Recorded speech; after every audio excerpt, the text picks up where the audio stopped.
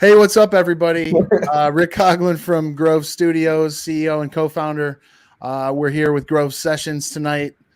We founded Grove Studios to enable people to create music and share their voices with the world because we believe that doing that makes the world a better place. And that's why we're here, and that's what we're doing.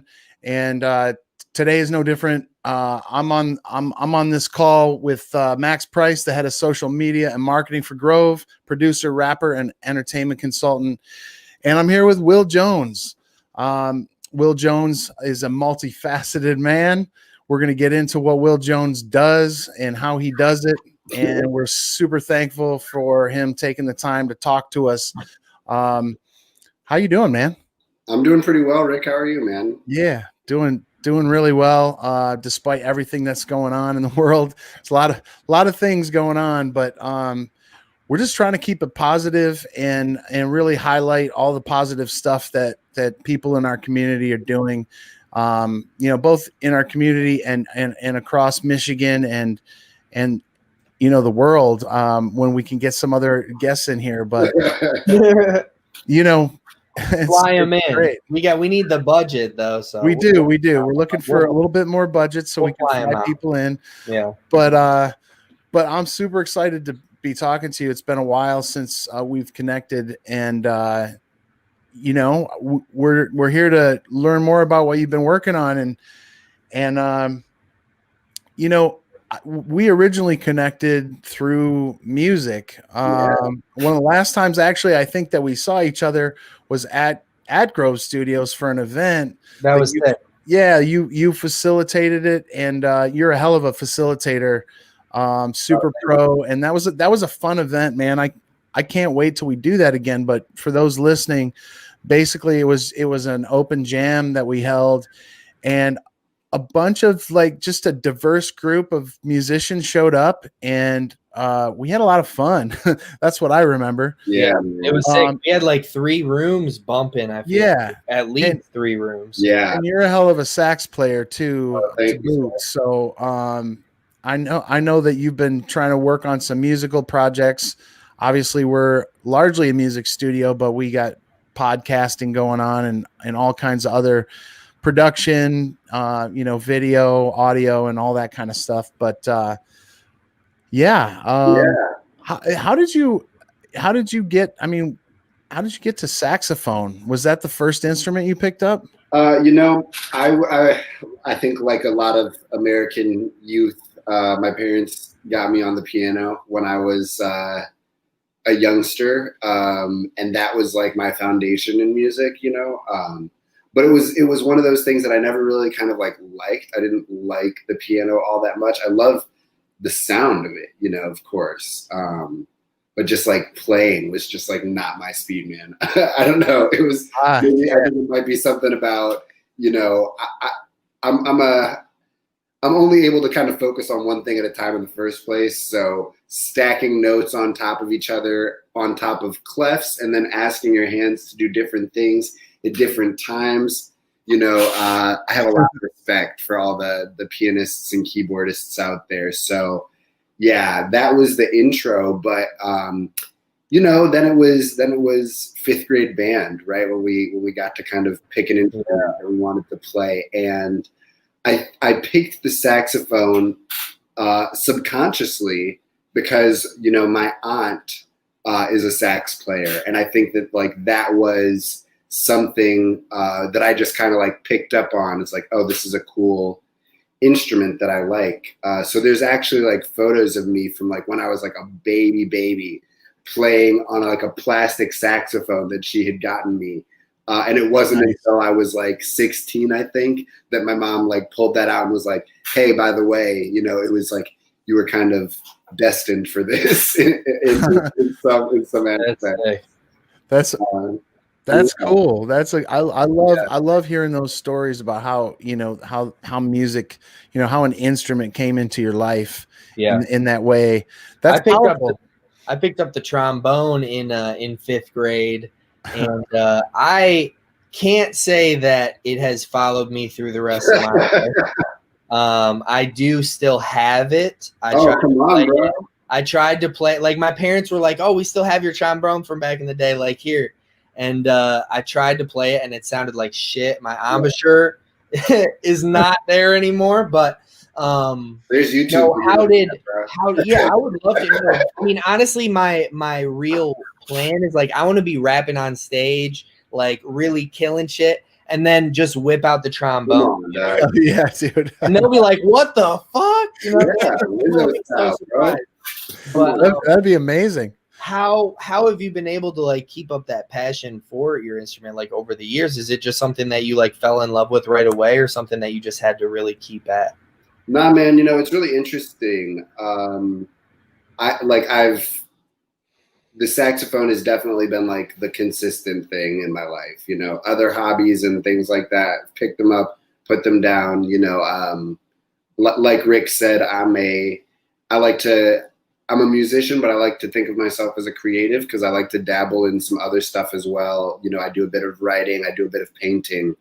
But music is really like the thing, and the saxophone is really my instrument. But man, you know, like it throughout my middle school, high school career, it was really just like I was only playing in my school band, like the school's band, and so if I was able to play the parts that I needed to play, like I considered myself good. You know what I'm saying? Like if I was first chair, like that's all that I needed to do to practice, right? And it wasn't until college, you know, a couple of years into college, honestly, and some eye-opening experiences that I had with my high school and college band, the Blue Effect. I got to shout those dudes out.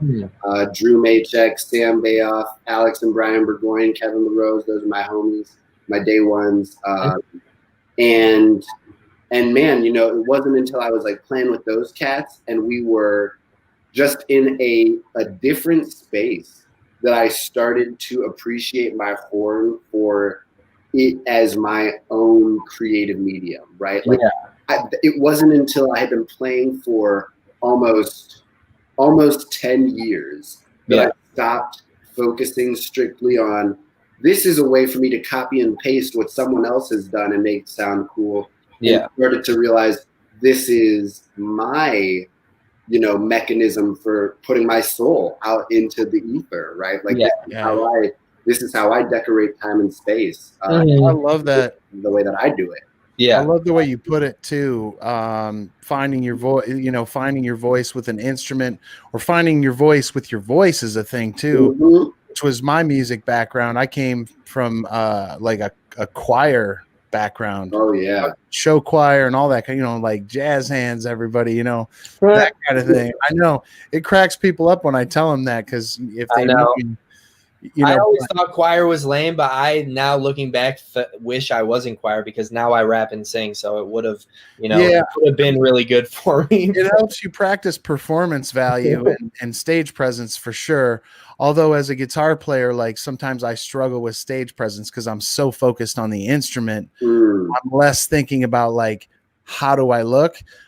I just watched a recent video from our band, and I'm like, you know, you watch yourself a little bit, and you what is that face you're making? You know, it's like guitar face or whatever. I mean, you gotta have the guitar faces. You can't not have the guitar faces. Come on. I feel like you ever see those memes where it's like it was like a series of memes where. They post, it was like pictures of famous guitarists, and then they like photoshopped pictures of like slugs and stuff. They're like making faces. Funniest thing ever, but it's kind of true. At least when you're doing I don't know, like saxophone to me is like the eternally cool. You know, I know it kind of like falls in and out of favor as time has gone on in terms of like popular music, but for me, it just never lost cool. I just feel like saxophone is in like mainstream hip hop and like jazzy hip. Like, I mean, saxophone will never, just like the guitar, you know, I mean, I feel like those are two staples of instruments that will can never go out of style. You know? I mean, you know, I think it's like, like, first of all, yes, the saxophone if I when I tell people that I play the saxophone, like their immediate reaction is that's so cool. They heard me play, like, you know, I could be complete shit, but just the fact that I play, like, oh, you're a cool person. It ups your cool level, like immediately. Like, you know, I mean, honestly, like real talk, the saxophone isn't even my like favorite instrument to hear, right? Like it's the instrument that I play. It's the one that is closest to, I think, my personality and my soul. But the harp is my favorite instrument, hands down. And I prefer the sound of the clarinet over the sound of the saxophone. So when somebody brings out a badass clarinet solo into something, you know, it just like or the trombone. Max, if you were to pick that trombone back up, bro, and put it into a hip hop song, I guarantee you the streets would lose their shit, man. The streets would love it, dude. You know, it's a great sound, you know. It just has to be. It's just got to be about the person and the juju that's flowing through, you know. Yeah, and the thing is like I love how you put it too. It's like I never got to that point with my trombone where I was creating my own shit. Like I was second chair. I was great, but I was just learning and then playing. You know, I was never like, oh, this is my creative outlet. Like that's what like hip hop and production, that has always been that. But I've never had the opportunity, and even drums, like, because I just always thought drums were so cool. Like, you know, I wanted to even do drums when I was in 5th grade, but I couldn't, like, you had to just be a percussionist. You couldn't do like the drum set. So I was like, I'll do trombone. But but then I picked up the drum set in like 10th grade, and that, like, I feel like I got more into that realm with drums where I was playing along to songs that I loved and, you know, doing and really just like trying to get better just to be good as opposed to like trying to do it for class or whatever. And, you know, I love how you were able to get to that point with your saxophone, and that's I mean a huge part of the reason why you're still doing it today. Because I see, like, if you can't find that love for something, like you're never gonna put the time in to do it, you know. Bro, like how many people do you know that played an instrument as a kid, right? How many people then of those same people that played an instrument as a kid love going to concerts, love going to shows, love going to festivals, and don't play an instrument anymore? And it's exactly what you're talking about, Max. Like, honestly, like real talk, you know, let's get deep for a second. Like that, the structure of music education in this country is just strictly speaking too patriarchal and too white supremacist to connect with people in their souls, man. Like, you're talking about how hip hop and how production and the drums, like that, those are like, hip hop is a style of music that came from the streets. You know, the drums, that is our most basic primal instrument. Our heartbeat is connected to the drum. You know what I'm saying? Yeah. And it's the way that we teach kids music that you have to learn Bach and Beethoven and Brahms and then Vivaldi and then you have to move on to Tchaikovsky. You know what I'm saying? Like, and you never get to spend time as a child just gravitating towards the sounds and the stuff that lights you up. They make you do all this other shit that, you know, I'm not saying that it's bad music, but it doesn't necessarily connect with everyone, right? And so if you're not able to just like be able to find yourself and your passion in that, why would you spend hours a day practicing scales if all you're ever going to get to do is play the music that somebody else wants you to play? Like, you're not. You know, it wasn't until I had a group of 5 dudes, you know, who I had built up trust, you know, I lived with these dudes, you know, we had known each other. I knew some of these cats since middle school. You know, we had come up middle school, high school, and then did college together. We were living together. Like, we were like this, you know what I'm saying? And it wasn't until I was with those cats who were like, you know what, dude, like, you can just be you on top of this music, that I was able to say, oh, like, I have my own sound. I have a reason to practice and to get really good at this instrument and to want to do mouthpiece exercises. You know what I'm saying?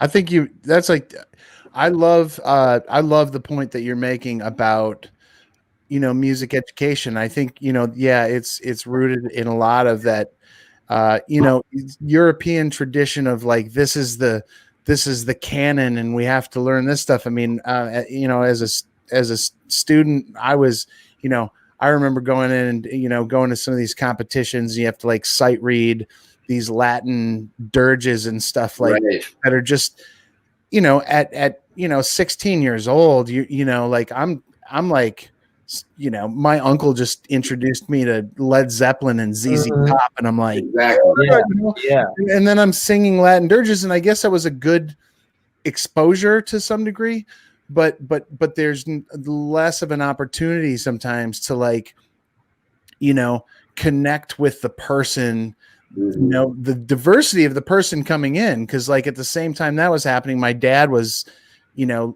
introducing me to Motown and stuff. I mean, when I was, 10 years old, my dad's a huge Motown fan, and I had those experiences too. But on a formal education side, yeah, I couldn't agree with you more. I think opening it up to those other, and I see some movement in that area where, it's becoming a bit more open, where, different formats of pop music are coming into like music education and stuff. And are they going to let fifth graders choose to be a rapper though, instead of an instrument? That would be sick. Like, no, I just want to rap. Like, I think that would be sick. I think that would be so sick. Like, because it's not like those kids aren't listening to it. Right. 100%.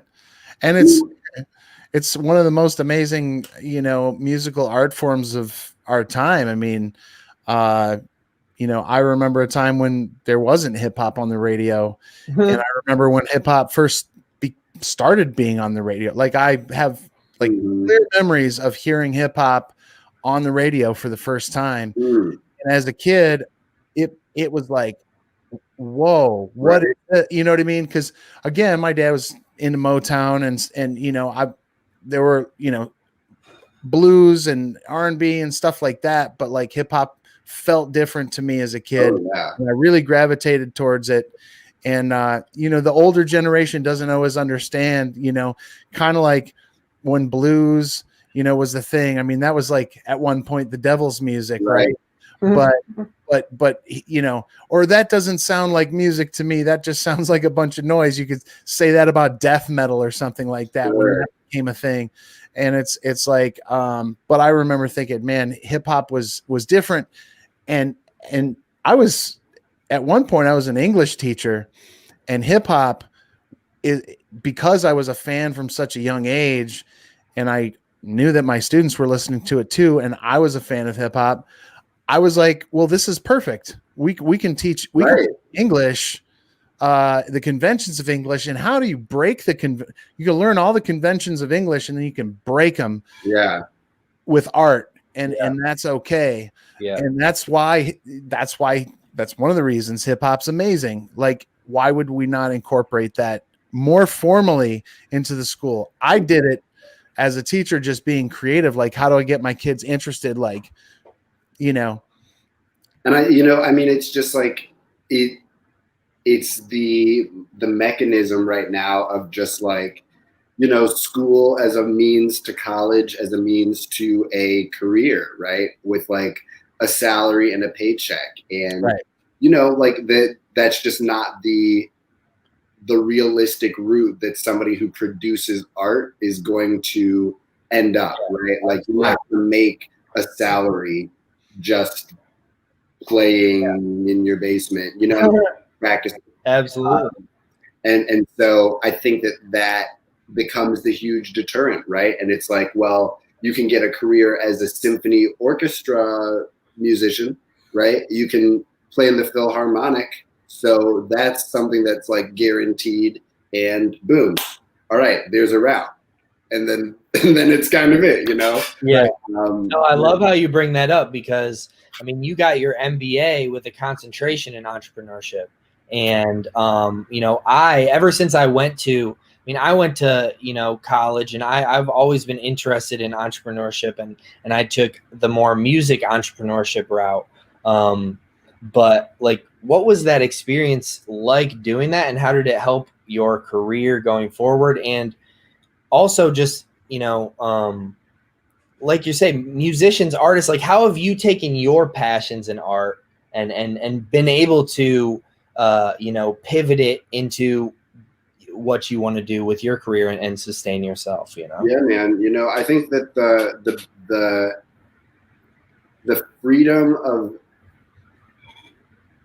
framing myself mentally as a creative has allowed me to say, okay, you know, I can take a number of different roles, right, within an organization or within a company, and use my creativity in some way to, you know, to do well and to enjoy myself, because that's what I have to spend my time doing, right? Yeah, you know, you spend like 40 hours a week at work, so at least. So, you know, right now at New Nonprofit Enterprise at Work, where I work, I am our relationships manager, and one portion of my work is our fundraising, right? So I do a lot of grant writing, and I do our communications. And so both of those are ways for me to do storytelling and to do my, like, to stay creative while, you know, like having a career. But the MBA journey, I think the things that I took away from it the most were, you know, the lens, being able to look at a situation analytically and strategically, right? Like saying, okay, realistically, what are the revenue sources that this, you know, creates? What are the revenue opportunities that this creates? Yeah. What are the realistic costs that I'm going to have to put in to realizing that revenue, and what does that mean for me profit wise? And is that going to be sustainable to carry me on, right? So when it comes down to like my music and the people that I play with, I'm telling folks like, look, you can't be out here taking $50, you know, for gigs when you're spending 5-6 hours a week practicing for that gig that you're going to be putting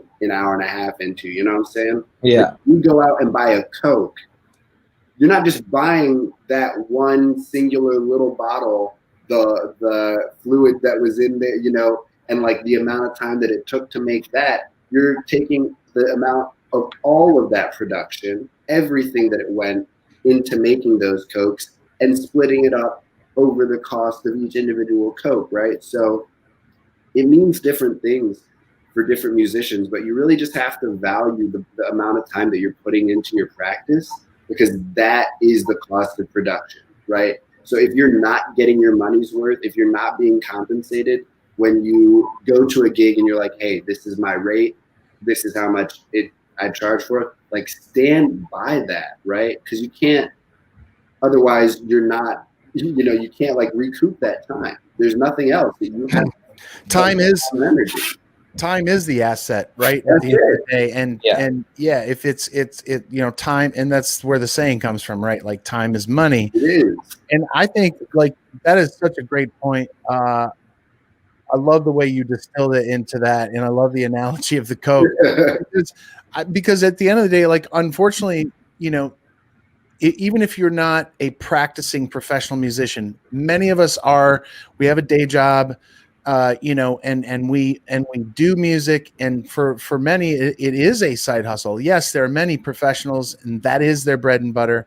It's really hard for people right now, obviously during COVID, to do music, but the most active people, or the people that have been the most innovative, taking it online and going, this is how we're going to do it now, they're doing the best because they're still valuing their time. They're doing, you know, they're doing online ticket sales, or you know, they're finding creative ways to create, you know, income for themselves, but like ultimately valuing that your time and valuing what that brings to other people is important. And unfortunately, like there are, you know, music unions out there, but what happens in smaller communities or more localized communities is that I think we, as musicians, we shoot each other in the foot by accepting, you know, the $50 gig, so to speak, you know, the $50 guarantee for a 5-piece band, or a $100 guarantee for a 5-piece band. It's like, just my equipment alone is Exactly. you know, $3,000 or $4,000 worth of equipment over time. And so it's like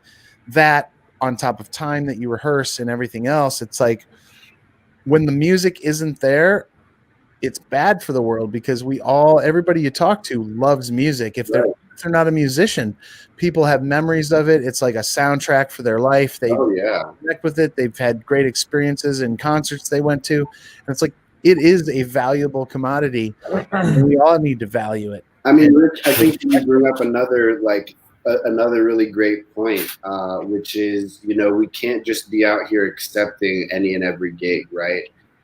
So to the musicians that are like, hey man, I just want to play, you know, and you're willing to play a gig for free, like I totally understand that you want to have fun and you want to gig. Just recognize the impact, like Rick was saying, you know, that has on the community, right? Because it's the same thing when, you know, like you said, when somebody takes a gig for $50, then that becomes the value to the bar, right?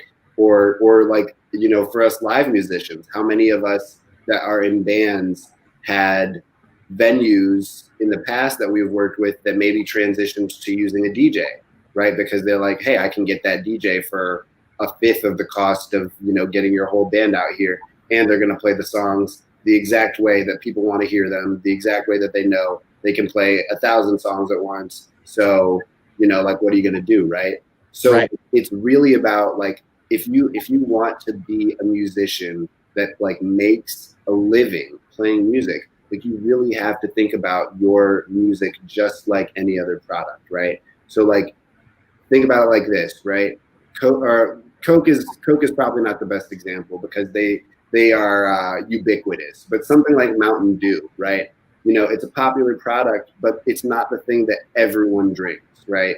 They're not marketing themselves to your grandma. They're not marketing themselves to even like your dad, right? It's a very niche or very specific group of folks. And the same thing is true for your sound and for your band, right? So figure out, like, what is it that you bring to the table and to whom. And then once you figured that out, don't compromise, friends. Like, don't go out and play a bar mitzvah gig if that's not what you want is a bar mitzvah band. You know what I'm saying? Because otherwise, then you set yourself up to continue to repeat that cycle. You start learning music. It's like the gig economy with Uber and stuff like that, right? You start investing your time and energy into something that isn't your hustle, that isn't your strategy, that isn't your goal.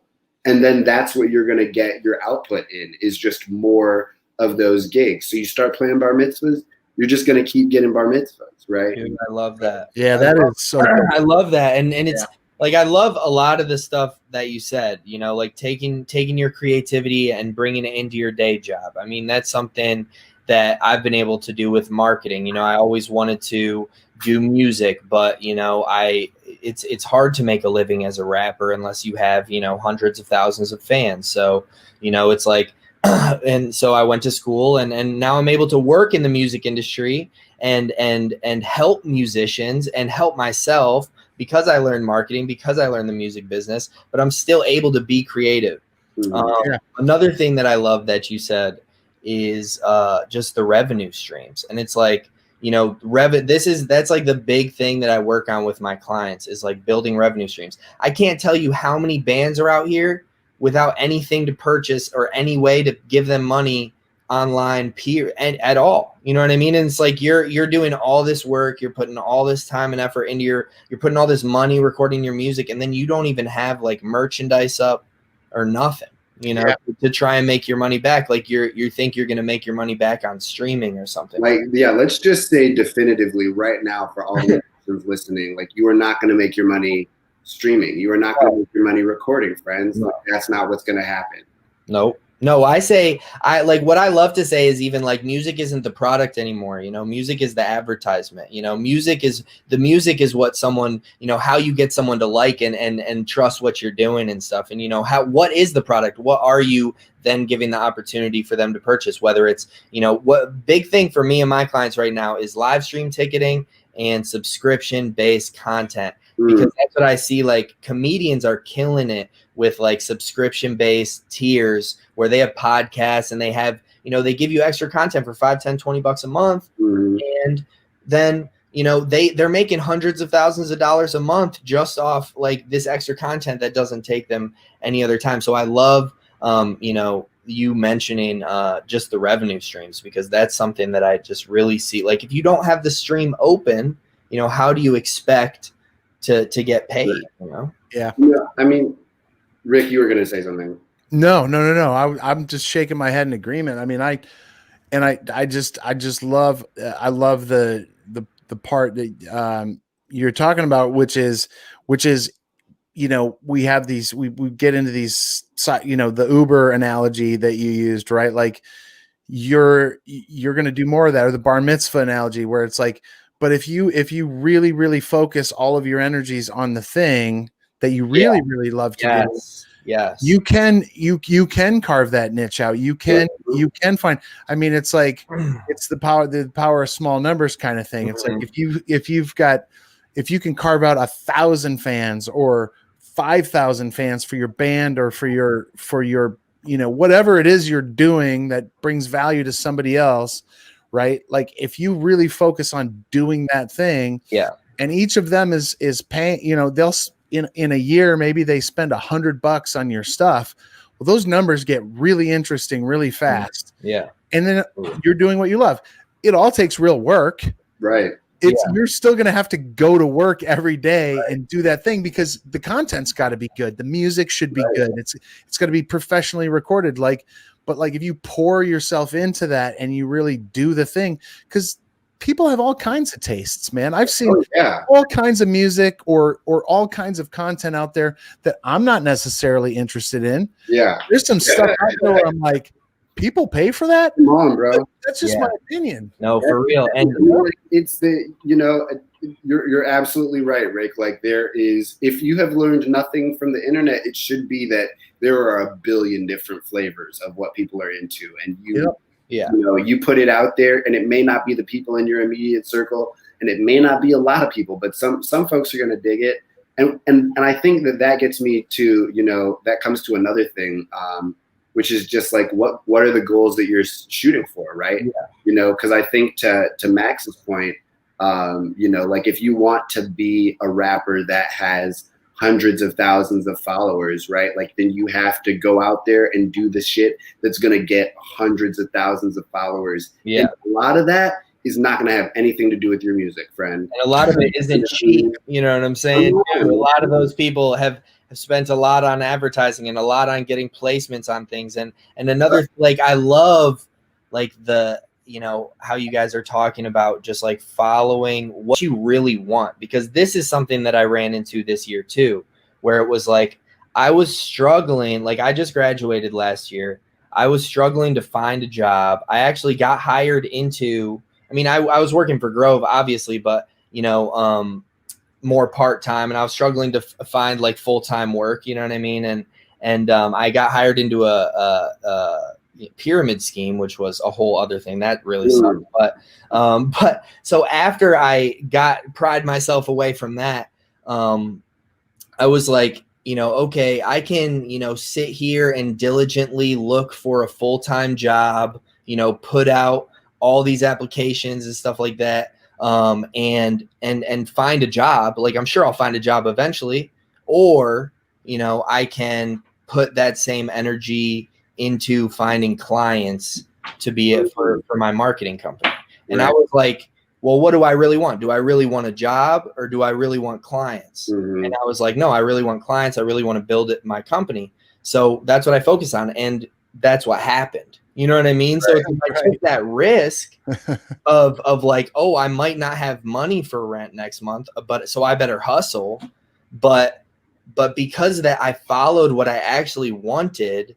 I was able to achieve it. And I think that, that's just a huge thing. Like if you put whatever you put your time and energy into, that's what's going to happen. Right. And I think that a lot of us, I shouldn't say a lot of us. For me, it's easy to get caught up in the idea that the only way to like be a successful musician is to be Big Sean, is to be Robert Glasper, is to be Ariana Grande. You know what I'm saying? Like, is to be these folks who are selling out stadiums.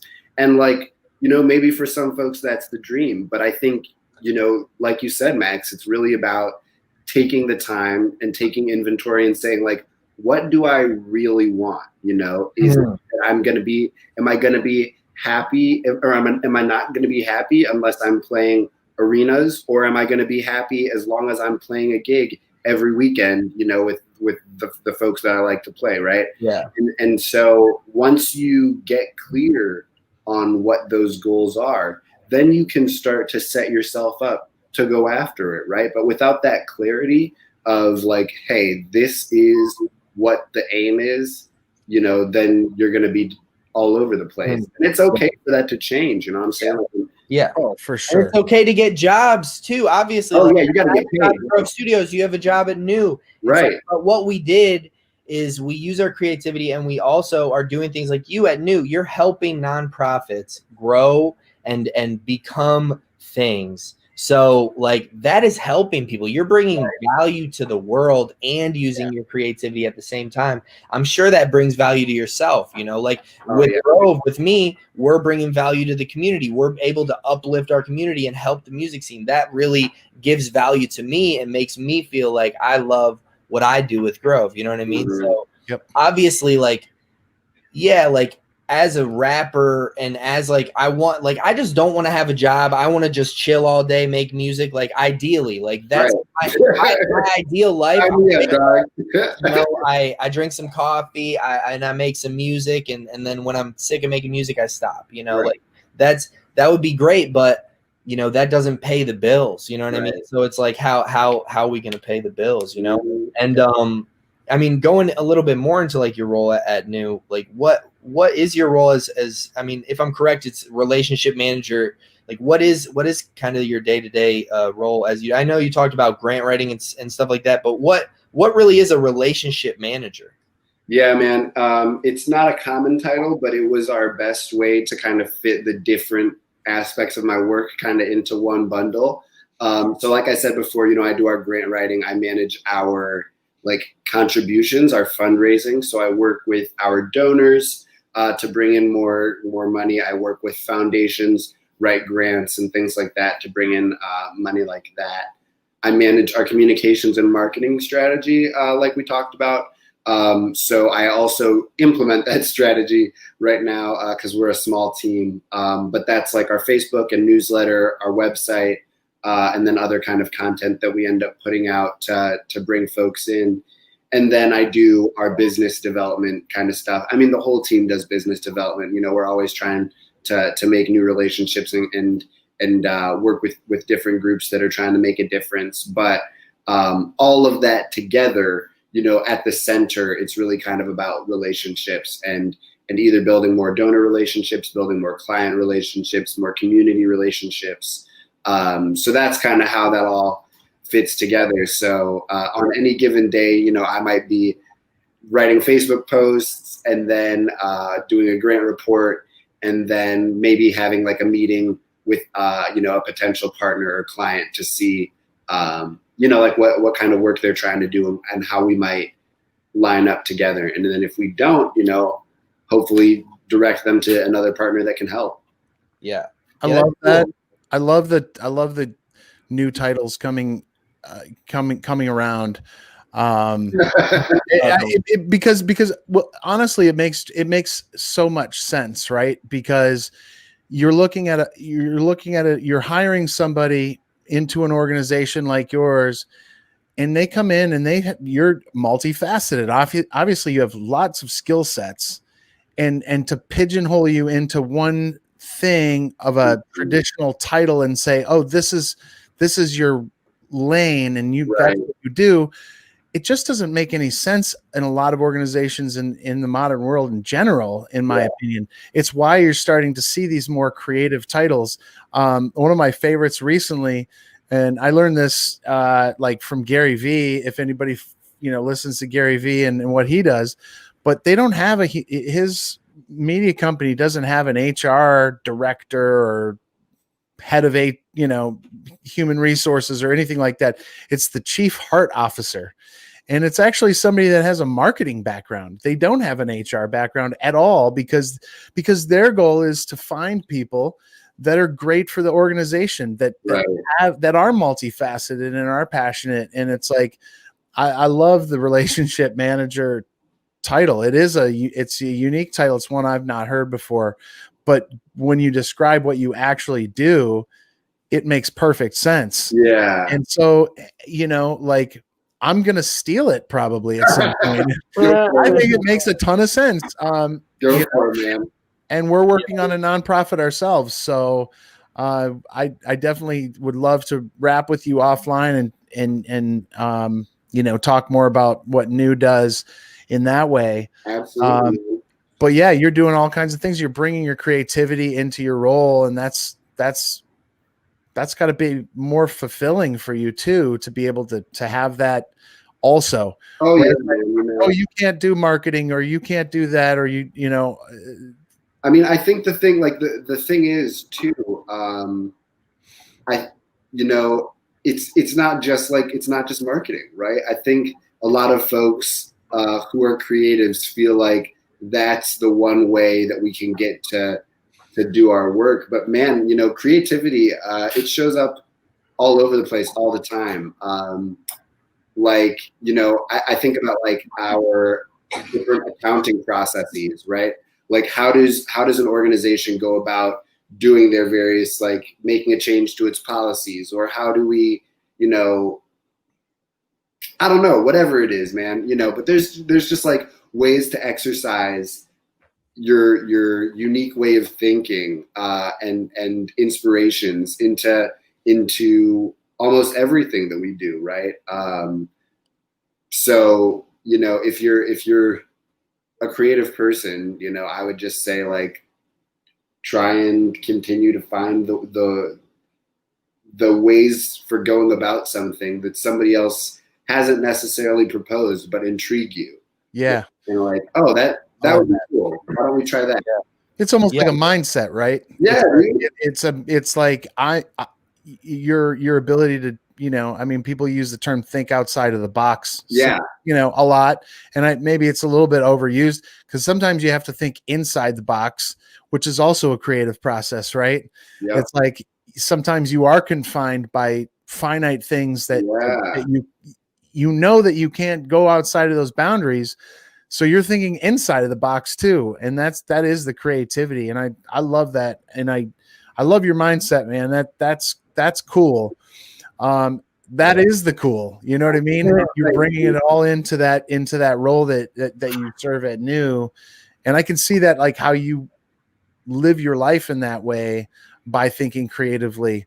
Yeah. And, even my background, being a classroom teacher, almost a decade ago now, that's a creative endeavor too. It's not just, it's not just recycling curriculum. It's just, but finding your own personal creativity in your life and then applying it to that. Yeah.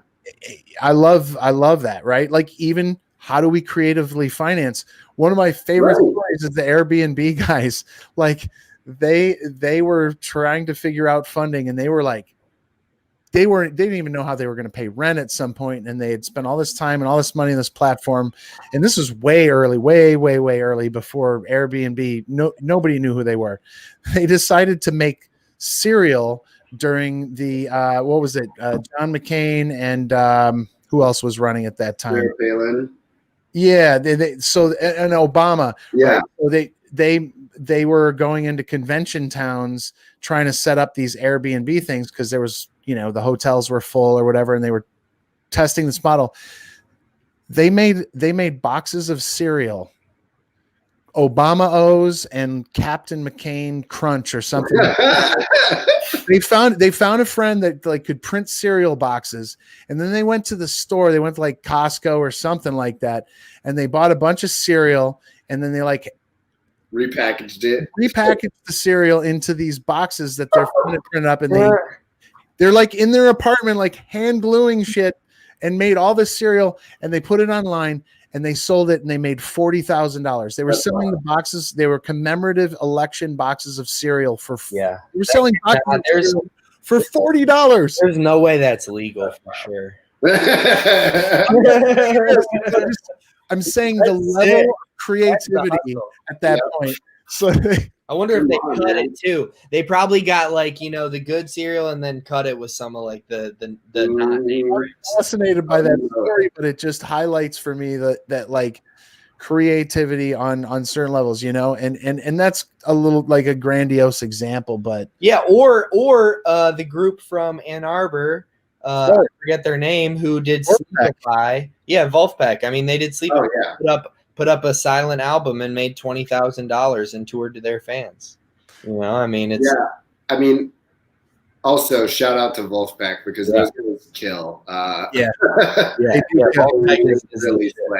They're awesome. They know how to play. But yeah, man, you know, I mean, like, especially, and look, like what you said, Rick, about the box, like the constraints are, I think, for me, one of the things that fuel the creativity the most. You know what I'm saying? It's like, if you give me a blank canvas, I have a hard time. But if you tell me, hey, bro, you got to paint something and you can only use red, like that's a whole different ballgame. Yeah. Right? So I think nonprofits, we get particularly adept at using finite resources to make a lot happen. And that in and of itself is just like an exercise in creativity, you know, day in and day out. So, you know, I think it kind of comes with if you're a person who wants to exercise your creativity, the nonprofit sector will put that shit to good use for sure. Yeah. Regardless of what role you're in, friend, you will find a way to be creative under those circumstances. You have to, and I mean, it can be tough for a nonprofit starting out. And you know, is there, like, from your work at New, is there any, like, you know, specific things that you've seen that nonprofits can do to, like, put themselves in the best position to be able to get, like, funding and get to the next level where they're actually operational? I mean, I think that, you know, obviously there's a lot of great stuff that goes into making a good nonprofit. But I think there, you know, some of the things that I've particularly this year, I'm just like, hey, be 100% about this stuff. Make sure that you're close with the community that you're trying to help, right? So if you are someone who works in early childhood education, make sure that there are parents of young children on your advisory boards and on your committees, because they are going to have the best insight into the solutions that are going to help make the most difference. So, like, definitely make sure that you are being, you know, inclusive of those folks that, you know, represent those communities, and really giving them a voice and some actual power, so that you can really, like, do the good and advance the mission. But the other things I would say are, like, you know, nonprofit does not mean no profit, right? Yeah. So we're talking about, like, if you are an organization and you are hiring people, that means that you have to pay them. You are responsible for those people's, you know, like, fiscal well-being and their family's livelihood. So you need to make money, and that's okay. Like, even if you don't have, you know, charge for services, right? Like, let's talk. I'm happy to talk to you about fundraising, but, like, you know, make sure that you're actually raising the money that you need to make the work happen. And that means, like, paying your people a living wage, right? So don't think that just because you're a nonprofit, you have to work with, like, scraps. Nah, friends. You know, there are foundations that you're going to be working with that have billions of dollars in assets, and they are legally responsible and obligated to give out that money every year, a portion of that money every year, at least 5%. 5% of billions is millions. So there is money there for you, and there is money for your programming. Do not shortchange your people. Do not shortchange your programs. Ask for what you really need, right? And then the third thing is that if you have any kind of programs or services that you're offering to the community, you have to market those, right? Yeah. Like, marketing gets a bad rap in nonprofits because of that same, oh, you know, you're trying to make a buck. You're trying, like, yeah, you got bills to pay. You got to make the bucks. But how, like, nobody is going to be able to react to your services. Nobody's going to be able to access what you have to offer if they don't know it's there, friends. So you 100%. Have to invest in the marketing and communications, right? Yeah. It's worth it. 100%. And I would say for musicians too, It's the same thing. It's like musicians are like, yeah, I did all this organically. I never paid for ads. I never did this. It's like, okay, you're bragging about not putting money behind, like, into marketing. Like, that's cool. Like, I guess that's cool, but you know, I've dropped $200 on a song marketing it and gotten, you know, over 1 million views. So it's like, you just have to, you got to get it in, like you were saying before, like get it in front of those people on the right channel, the people that are going to mess with your stuff at the right time. Yeah. But the budget, like, people are so against spending money on marketing. They want to spend thousands of dollars on the product and then $0 marketing. Right. Yeah.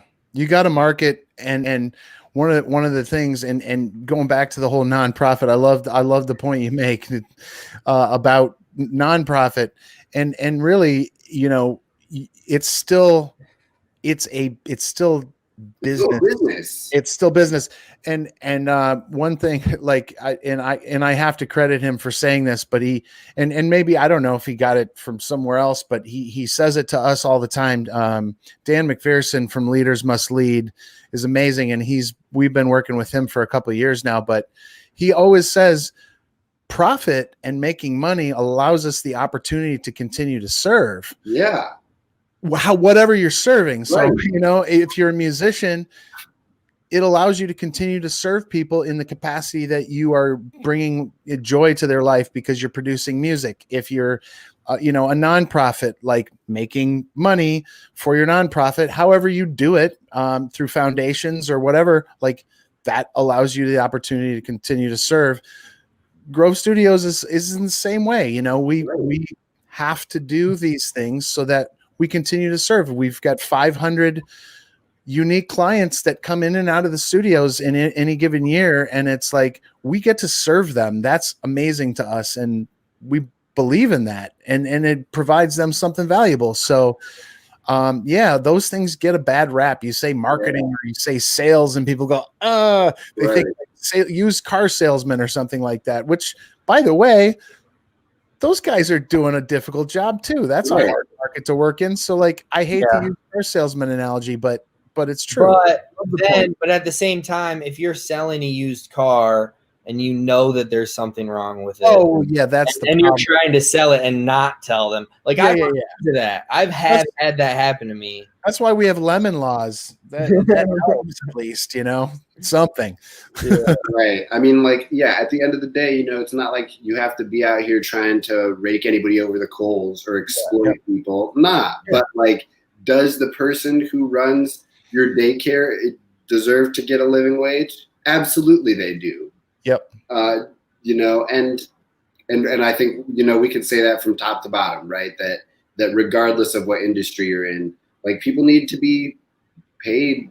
People just need to be paid. It's ridiculous that it's just accepted that you know, people at the lowest end of the wage spectrum at minimum wage, like, it's just kind of, I mean, not necessarily accepted by most people, but it's just a thing where, like, that is not living wage. No, not even close. Not even close.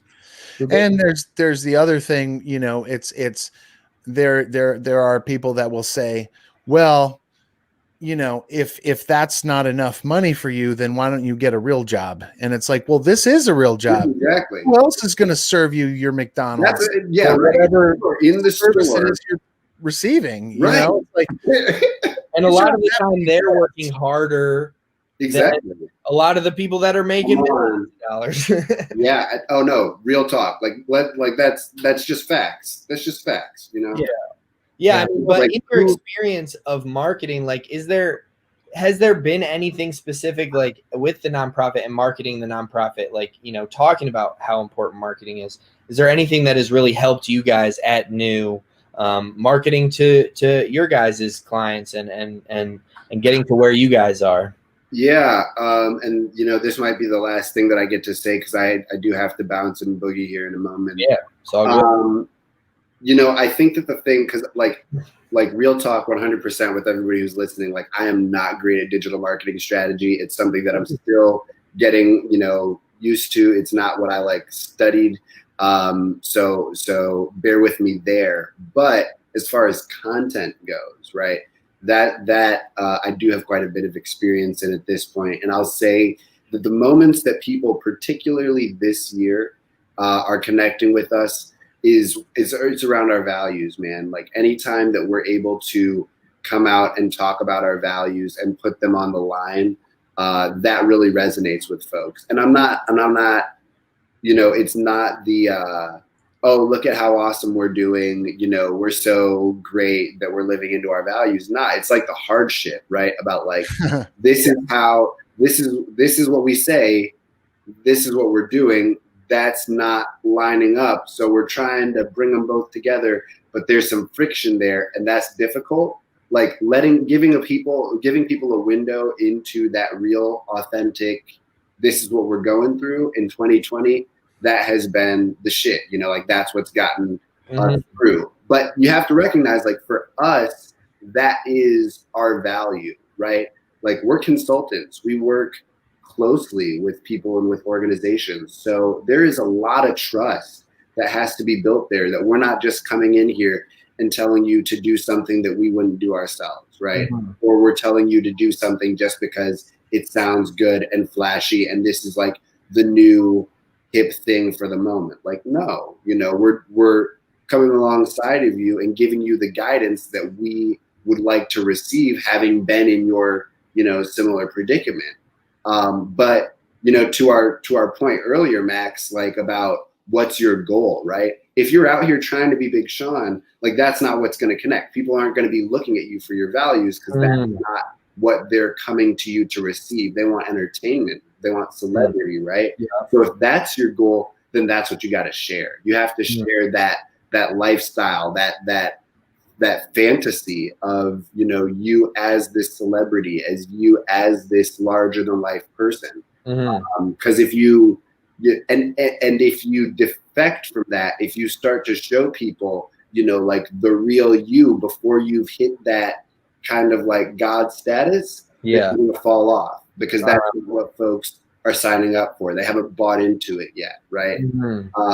So really, again, coming back to like, what's your goal? What is your vision? Where are you trying to go? And then just making sure that the things that you're doing are actually tied to what's going to get you there. Because if you're spending your time over here, then that's where you're going to go, right? Yeah. No, I love that. And I love, just, what you talk about values as well. I mean, that's we're big with values at Grove, and I think just whatever brand, or whether you're a nonprofit or you're a musician or you're a business, you need to outline your values and you need to operate within those values to the best of your abilities. And 100%, like same here. When we operate from our values instead of operating from a place of how do we, obviously it's always how do we make more money, but it's like when we operate from our values, how do we affect our community in a positive way? Like that's what we've been doing in 2020, and it's been able, like we've been able to have a lot of success that way. Right. Money is the natural result of following your values and your what you are passionate about and what you do in life at the end of the day. I mean, obviously, like there are things that will make you less money than other things or more money than other things, but following what you're passionate about and what you think your purpose in life is, and doing good things in the world. I think the money will follow.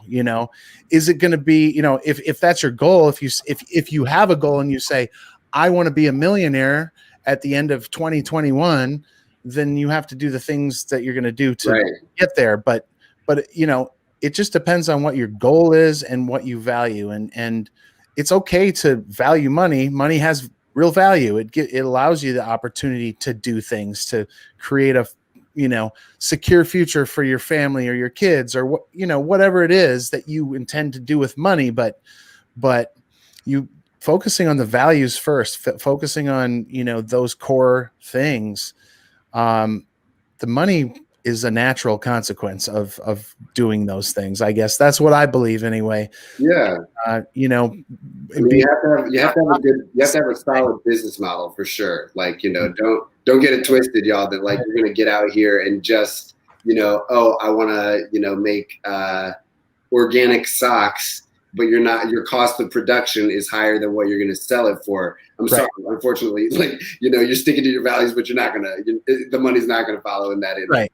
But I think the other thing too, Rick, and something that Max said just kind of made me think about it too, is just people will know, right? Like if you're not, you can say everything you want. Friends, a lot of companies put out anti-racism statements this summer. And let me tell you that those of us with melanin have been checking in on them and seeing whether or not they have been following through with those statements, right? Yeah, absolutely. And it's one thing to talk it, but it's another thing to walk it. And if you don't, 100%. we're going to know, and the money's going to go somewhere else. So absolutely.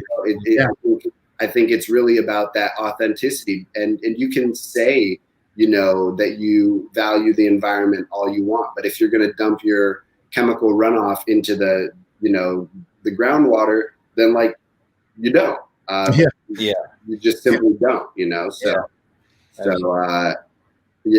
It's actions definitely speak louder than words. That's for sure. 100%.